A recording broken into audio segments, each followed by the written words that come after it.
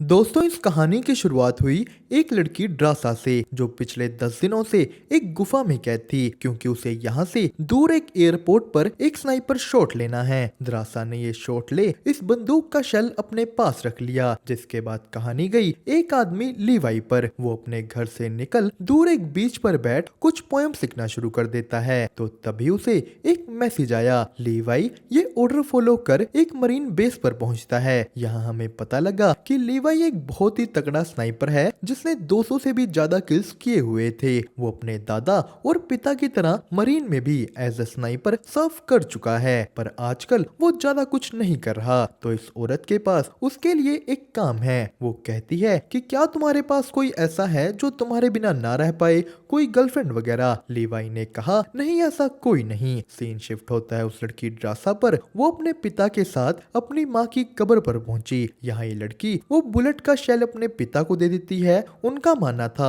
कि वो ऐसा करके अपनी शेम और गिल्ट उन्हें दे रही है, पर ड्रासा के लिए ये काम आसान नहीं रह रहा। वो रातों को सो नहीं पा रही। उसने अपने पिता को बताया कि मैं 1 साल के लिए फिर जा रही हूँ। तो उसके पिता बोले कि शायद तब तक मैं जिंदा ना बचूं, कैंसर मुझे अंदर से खाई जा रहा है। वो कहते हैं कि 14 फेब को मैं अपनी जान खुद ले लूंगा, तुम उस दिन आसमान को देख मुझे याद कर लेना। सीन शिफ्ट होता है फिर से लीवाई पर, जिसे बेहोश करके एक जगह ले जाया गया था। यहाँ ये लोग उसका फोन वॉच सब कुछ लेकर उसे एक जगह जाने को कहते हैं। लीवाई प्लेन से उतर उबड़ खाबड़ रास्तों से उस बताई लोकेशन पर पहुंच गया। यहाँ एक बड़ी सी धुएं से ढकी खाई थी जिसे इंग्लिश में गोर्ज कहते हैं। यही लीवाई की मुलाकात हुई जेडी नाम के ऑफिसर से। उसने बताया कि 1 साल में तुम पहले इंसान हो जिससे मैं बात कर रहा हूँ। यहाँ लीवाई जेडी को ही रिप्लेस करने आया था। जेडी ने लीवाई को पूरा काम समझाया कि तुम अगले पूरे 1 साल यहाँ रहोगे। तो इस वेस्ट टावर के अपोजिट साइड ही एक ईस्ट टावर भी था, जहाँ भी आज एक नया ऑफिसर असाइन हुआ है। वेस्ट टावर को अमेरिकन हैंडल करते थे और ईस्ट टावर को रशियंस। जेडी ने लीवाई को सारा काम समझाया कि तुम्हें यहाँ की ऑटोमेटिक बंदूकों को रिफिल करना है, यहाँ लगे डिवाइसेस को टाइम टू टाइम चेक करना है। ये पूरी लोकेशन दुनिया से छुपी हुई थी। आसमान की कोई भी सैटेलाइट इसे नहीं देख सकती। यहाँ के डिवाइसेस इसे सैटेलाइट से बचा कर रखते हैं, पर अगर कभी भी ये डिवाइसेस खराब हो गए तो यहाँ जोर जोर से सायरन बजने लगेगा। ऐसा होने पर बस तुम्हें सब कुछ छोड़कर भागना है। अब जेडी को ये सारी बातें उससे पहले वाले ऑफिसर ने बताई थी और वो इन्हें लीवाई को बता रहा है। उसने बताया कि चाहे यहाँ रशिया और अमेरिका साथ में काम कर रहे हैं, पर इसके बारे ना रशिया के प्रेसिडेंट को पता है ना अमेरिका के। तो लीवाई ने पूछा कि आखिर मिशन है क्या। जेडी ने कहा कि तुम्हें गोर्ज के अंदर वाली चीजों को बाहर आने से रोकना है। जेडी ने गोर्ज में एक डिवाइस फेंका तो गोर्ज से डरावनी चीखें सुनाई दी। इन्हें ये लोग होलोमैन कहते थे। जेडी ये सब बता अगली सुबह यहाँ से चला जाता है। तो जब एक प्लेन उसे लेने आई, उन्होंने जेडी को बीच हवा में ही मारकर फेंक डाला। यही औरत इन सब चीजों के पीछे है। तो सीन शिफ्ट हुआ लीवाई पर, जो बताया हुआ सारा काम कर रहा था। उसने 1 महीने में एक बार होने वाले रेडियो चेक पर सारी इंफॉर्मेशन दी, जिसके बाद लीवाई को एक किताबों की अलमारी के पीछे कुछ नोट्स मिले। ये नोट्स पहले ड्यूटी कर चुके सभी ऑफिसर्स के थे। और यहीं कुछ देर बाद लीवाई को दूसरे टावर से कुछ आवाजें आती सुनाई दी। यहाँ वही लड़की डारसा लकड़ी काट रही थी। तो रात को बिजली की आवाज से लीवाई की आंख खुल जाती है। उसने दूसरे टावर पर फिर से डारसा को देखा। ऐसे ही 1 महीना निकल जाता है। डारसा बैठ अपने टावर पर अपना बर्थडे मनाने लगी। उसने भी दूर लीवाई को देखा। डारसा एक गोली चला लीवाई का ध्यान की उससे उसका नाम पूछती है। लीवाई बोला हमें बात करने की इजाजत नहीं। तो डारसा कहती है कि आज मेरा बर्थडे है, मेरा जो मन करेगा मैं करूंगी। लीवाई ने भी हंसकर उसे अपना नाम बताया, बर्थडे विश की। डारसा जोर जोर से गाने लगाकर कहती है कि चलो नाच कर अपने डांस मूव दिखाओ। लीवाई ने कहा मुझे नाचना नहीं आता। वो कहता है कि मैं बस एक अच्छा स्नाइपर हूँ। जिस पे ड्रासा ने उसके आगे एक बोतल रखी कि इसे फोड़ो, पर लीवाई ने मना कर दिया। तो ड्रासा उसकी बोतल फोड़ देती है। लीवाई ने भी अपनी स्नाइपिंग स्किल्स दिखाई, पर हंसते हंसते ही ड्रासा को नीचे कुछ दिखा। कोई चीज लीवाई की तरफ ऊपर आ रही थी। ये बहुत ही अजीब से क्रिएचर्स हैं। लीवाई और ड्रासा दोनों ने इन्हें एक एक कर गोलियों से मारा। ड्रासा की तरफ भी ये चीज आने लगी। लीवाई अब उसकी मदद करता है और इसी के एक ब्लास्ट में ड्रासा को चोट लग गई। लीवाई ने मशीन गन गन से उसकी साइड के सभी क्रिएचर्स मारे। लेजर द्वारा डिटेक्ट हो जाने के बाद यहाँ की ऑटोमेटिक गन्स भी चल जाती हैं। सारे क्रिएचर्स मारने के बाद ड्रासा ने अपनी चोट पर दवाई लगाई। वो कहती है कि ये तो सबसे बढ़िया बर्थडे था। तो लीवाई अगले दिन सारे बॉम्ब्स दोबारा सेट करता है। ड्रासा उस पर नजर रख रही थी और तभी एक ड्रोन नीचे से ऊपर आया।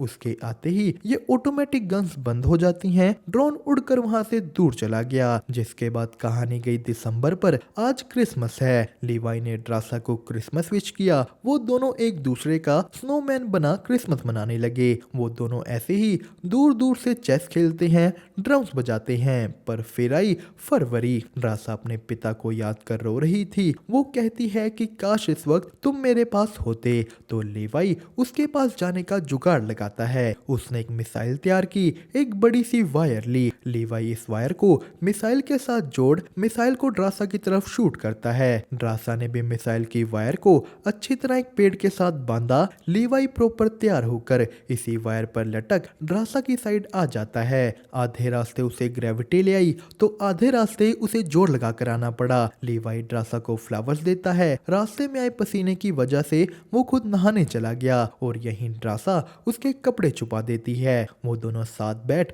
अपनी स्नाइपिंग की बातें करने लगे। ड्रासा को भी लीवाई के खतरनाक स्नाइपिंग रिकॉर्ड्स की खबर थी। वो दोनों इस काम के साथ आने वाले गिल्ड की बात करने लगे। दोनों साथ में डांस करने लगे। पूरी रात साथ में प्यार से बिताने के बाद लीवाई ड्रासा को कहता है कि मैंने तुम्हारे लिए एक पोएम लिखी है। लीवाई ने ड्रासा को पोएम का टाइटल बताया। इसके बाद वो सुबह वापस जाने लगा। पर यहीं एक बॉम्ब ब्लास्ट की वजह से लीवाई की वायर कट जाती है। लीवाई नीचे गोर्ज में जा गिरा। बिना टाइम वेस्ट किए ड्रासा भी उसके पीछे कूद गई। पर यहीं पानी में उसका एक जरूरी सामान भी गिर जाता है। ड्रासा बिना ये चीज नोटिस किए आगे चली गई तो यहीं लीवाई एक पेड़ पर लटका हुआ था। एक क्रिएचर उसकी ओर बढ़ने लगा। लीवाई होश में आ उस पे गोली चलाता है पर यहीं से नीचे गिर वो किसी और चीज में फंस गया। ये चीज लीवाई को जकड़ने लगी पर तभी वहां गोली की आवाज सुन ड्रासा आ जाती है। उसने लीवाई को बाहर निकाला तो फिर उनका सामना होता है कुछ घुड़सवार क्रिएचर से। ये लोग इंसानों की तरह सोच समझकर हमला कर पा रहे थे पर बंदूकों की मदद से ड्रासा और लीवाई ने इन्हें हरा दिया। तो ड्रासा को तभी पता लगता है कि उसका ऊपर जाने वाला डिवाइस गिर चुका है और लीवाई ने देखा कि इन क्रिएचर्स ने 1940 की आर्मी यूनिफॉर्म डाल रखी थी। मतलब ये उस टाइम के हैं। लीवाई और ड्रासा आगे गए। यहाँ पेड़ों के साथ जुड़े हुए अजीब अजीब से कंकाल थे। थोड़ी दूर चलकर उन्हें यहाँ टूटे फूटे घर भी दिखते हैं पर तभी वहाँ कुछ चीखों की आवाजें आने लगी। लीवाई और ड्रासा एक चर्च में घुस गए। यहाँ ऐसे मरे हुए लोगों को देख उन्हें समझ आ जाता है कि इन लोगों ने खुदकुशी की है। तो तभी ड्रासा पर ऊपर से कुछ स्पाइडर्स ने हमला कर दिया। वो लोग बंदूकों से स्पाइडर को मारते हैं। बाहर से वो अजीब क्रिएचर्स भी आ गए। ड्रासा एक बॉम्ब ब्लास्ट कर वहां से भागने का रास्ता बनाती है। लीवाई और ड्रासा यहाँ से निकल गोर्ज की वॉल के अंदर गए। यहाँ उन्हें एक प्रॉपर लैब दिखती है जहाँ बहुत से अलग अलग एक्सपेरिमेंट्स किए गए थे। तो लीवाई को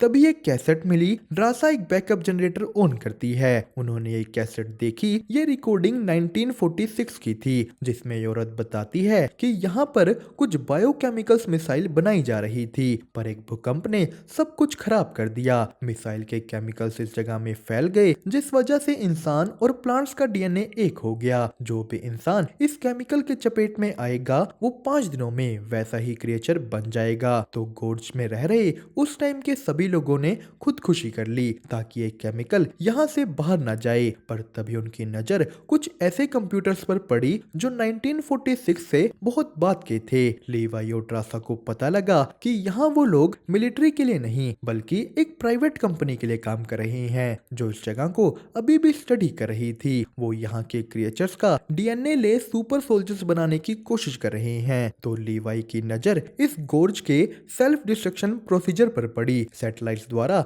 डिटेक्ट हो जाने पर ये गोर्ज 2 मिनट के अंदर ब्लास्ट हो जाएगा। वो ये चीज देख ड्रासा को कहता है कि अगर किसी वजह से हम यहाँ से जिंदा ना बच पाए तो याद रखना कि मुझे तुमसे मिलकर बहुत अच्छा लगा था। पर तभी यहाँ से बाहर निकलते हुए ड्रासा का बैग गायब है। उन क्रिएचर्स ने ये बैग बाहर रख दिया था। वो उन दोनों के साथ खेल रहे हैं। बैग उठाते हुए उन्होंने ड्रासा को खींच लिया। ये घुड़सवार क्रिएचर उसे अपने साथ ले गया। ड्रासा बेहोश हो जाती है। तो दूसरी तरफ लीवाई को वो बायोकेमिकल मिसाइल दिखी। सीन शिफ्ट हुआ फिर से ड्रासा पर। इस क्रिएचर ने उसे बांध दिया था। वो ड्रासा को पकड़े हुए एक शिकार की तरह ट्रीट कर रहा है। ड्रासा ने छूटकर उस पर हमला किया तो ये क्रिएचर ड्रासा से ज्यादा ताकतवर था, पर तभी पीछे से लीवाई आ जाता है। उसने देखा कि इस क्रिएचर पर जो नाम है वो उस टावर पर ड्यूटी देने वाले सबसे पहले ऑफिसर का था। लीवाई आगे जा ड्रासा को वो मिसाइल भी दिखाता है कि इस मिसाइल से निकला केमिकल इंसानों को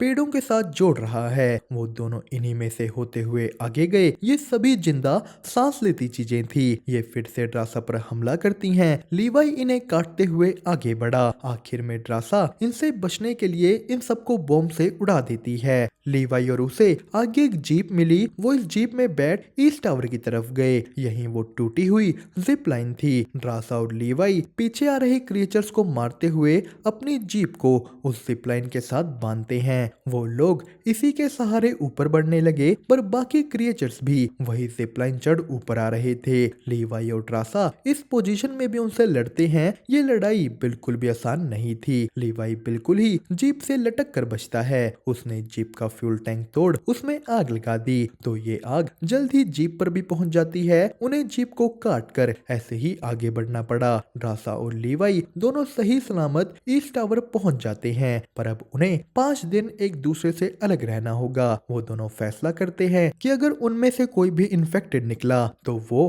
अपना अंत खुद कर लेगा। लीवाई ड्रासा को कहता है कि इन लोगों ने मुझे ये जॉब इसलिए दी क्योंकि मेरे पीछे रोने वाला कोई नहीं था, पर अब मेरे पास वो है। मेरे पास कोई ऐसा है जिसके लिए मैं जीना चाहता हूँ। ड्रासा बोली, हम दोनों भाग चलते हैं। मेरे पास फ्रांस में एक जगह है जहाँ हम सेफली रह सकते हैं। पर लीवाई ने कहा कि हम भाग तो चलें, पर इस जगह का क्या? हमें जाने से पहले इसे भी खत्म करना होगा। लीवाई इसके बाद अपने वेस्ट टावर जाने लगा। वो जाने से पहले ड्रासा को आई लव यू कहता है। तो रेडियो चेक के दौरान लीवाई से आज उस औरत ने बात की। वो पूछती है कि जॉर्ज में हमारे कंप्यूटर्स ऑन हुए हैं, क्या तुम वहां गए थे? लीवाई ने कहा नहीं। तो ये औरत कहती है कि अगर तुम नहीं गए तो ईस्ट टावर का ऑफिसर गया होगा। तुम एक काम करो, उस ऑफिसर को अभी के अभी मार दो। यहाँ इस औरत ने दोनों लीवाई और ड्रासा की फोटो देख ली थी। वो अपने आदमी को कहती है कि हमें कल ही लीवाई को भी खत्म करना होगा। तो लीवाई और ड्रासा सारी जगह एक तार बिछा रहे थे। ड्रासा लीवाई को आई लव यू बैक कहती है, पर तभी वहाँ एक हेलीकॉप्टर आ गया। इसे देखते ही लीवाई कहता है भागो। ये हेलीकॉप्टर उतरा उसी के वेस्ट टावर पर। उन्हें लीवाई कहीं आसपास नहीं मिल रहा। उन्होंने लीवाई के पीछे ड्रोन्स भेजे। लीवाई और ड्रासा इन ड्रोन से लड़ते हुए आगे भागे। वो दोनों दूर एक जगह जाकर अपनी गन सेट करते हैं। दोनों ने एक साथ इस जगह को सैटेलाइट से बचाए रखने वाले डिवाइसेस पर शूट किया। एक के बाद एक सारे डिवाइसेस ब्लास्ट हो जाते हैं। यहाँ का सेल्फ डिस्ट्रक्शन प्रोटोकॉल शुरू हो गया। 2 मिनट के अंदर 4 किलोमीटर का सारा एरिया ब्लास्ट हो जाएगा। ये औरत भी जल्दी से यहाँ से भागी, पर ब्लास्ट की चपेट में इसका हेलीकॉप्टर आ जाता है। लीवाई भी इस ब्लास्ट की फोर्स से पानी में जा गिरा। अकेली ड्रासा ही एक गुफा में बैठ अपने 5 दिन निकालती है। ड्रासा इसके बाद फ्रांस चली गई। वो यहीं लीवाई का दिया हुआ एक लेटर खोलती है। इसमें लीवाई की लिखी हुई पोयम थी। ड्रासा ये पढ़ रोने लगी, पर अप्रैल के एक दिन उसके सामने लीवाई आ गया। वो जिंदा बच यहाँ पहुंच गया था। दोस्तों, इसी के साथ ये कहानी हुई यहीं पर खत्म। आपको इसकी एक्सप्लेनेशन कैसी लगी हमें कमेंट करके जरूर बताएं। साथ ही साथ वीडियो को लाइक और चैनल को सब्सक्राइब करना मत भूलिएगा।